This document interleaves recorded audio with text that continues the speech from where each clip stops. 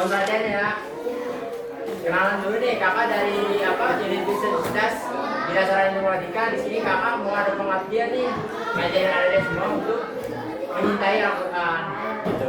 Nah, perkenalan dulu nih sama kakak tuh Muhammad Khairul Fadilah. Nama kakak Karandika. Nama kakak sendiri Muhammad Jikri Kaswandi, biasa dipanggil Kak Jikri.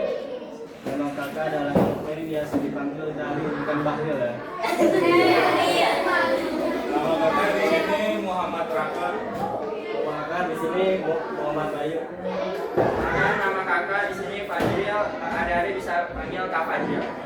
Perkenalkan, nama kakak di sini Kak Syafiq. Kalau Rahman Setiawan bisa dipanggil Kak Syafiq.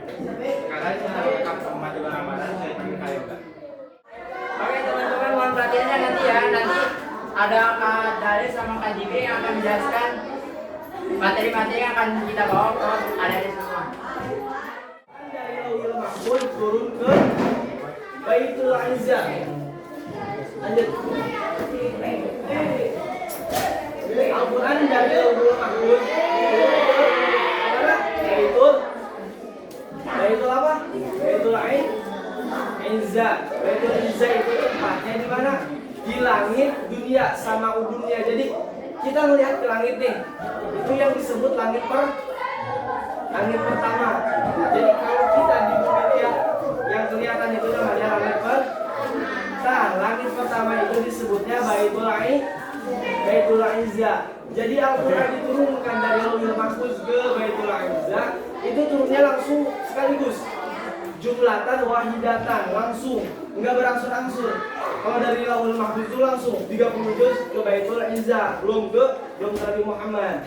Yang pertama dari Lauhul Mahfuz ke mana? Ke Baitul Izzah. Dari Baitul Izzah baru turun ke Nabi Muhammad.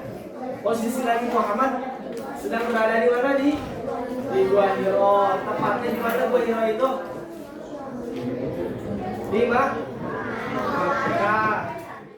Keadaan yang terjadi di Makkah.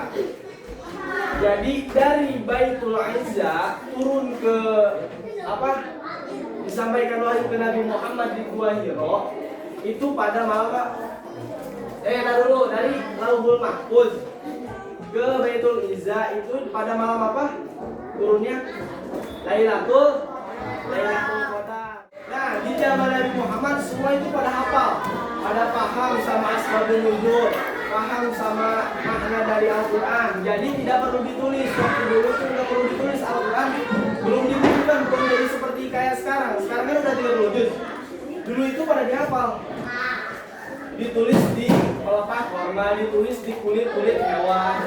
Nah, setelah banyak sahabat yang meninggal, ahli Al-Quran banyak yang meninggal, ahli hadis yang banyak yang meninggal, Abu Bakar berpikir kalau misalkan para sahabat banyak yang meninggal, Al-Quran takutnya tidak berkembang lagi.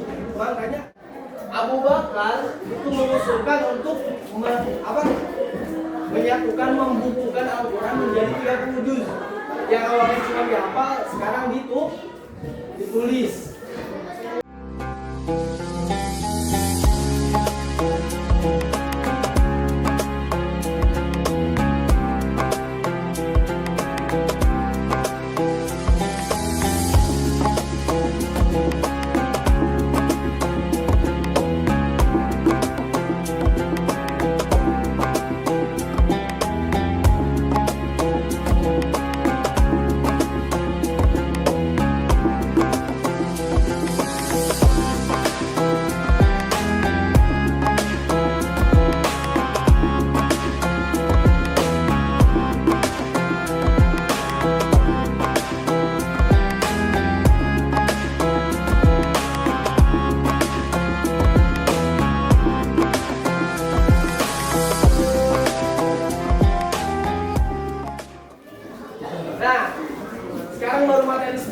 Jadi sejarah itu Al-Quran dari Lauhul Mahfuz ke Baitul Izzah sekaligus dari Baitul Izzah ke Nabi Muhammad berangsur-angsur sesuai konteks yang terjadi.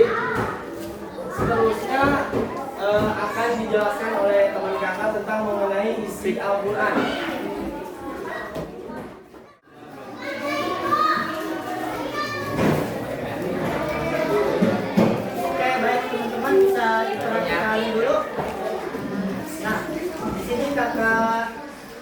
yang bernama Fikri ya. Nah di sini kakak akan mengajarkan tentang materinya itu mencintai Al-Quran dengan berjudulkan petualangan bersama Al-Quran, yang dimana ini terdiri dari mengenal, mencintai dan mengamalkan kitab Allah. Nah di sini sebelumnya anak-anak udah pada tahu belum apa itu Al-Quran? Udah pada tahu belum? Udah.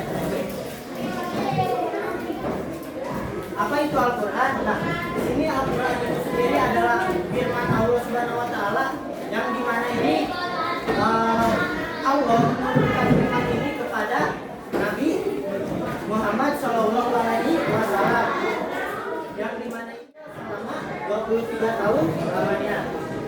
Nah, Al-Quran ini berisi panduan-panduan untuk hidup kita, cerita nabi-nabi, doa dan nasihat agar kita bisa bahagia dan bisa tertata hidup untuk kedepannya.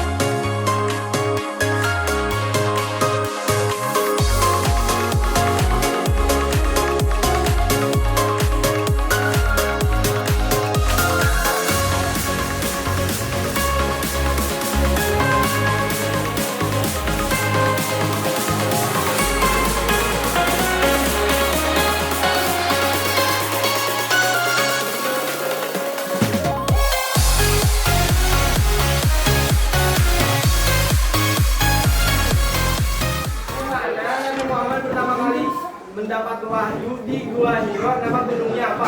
Gunung Jabal Nur. Apa? Gunung Jabal Nur. Tepuk tangan. Al-Quran diturunkan sekaligus kemana? Kemana? Kemana? Tepuk tangannya. Kemana? Di langit berapa? Tuh, langit pertama.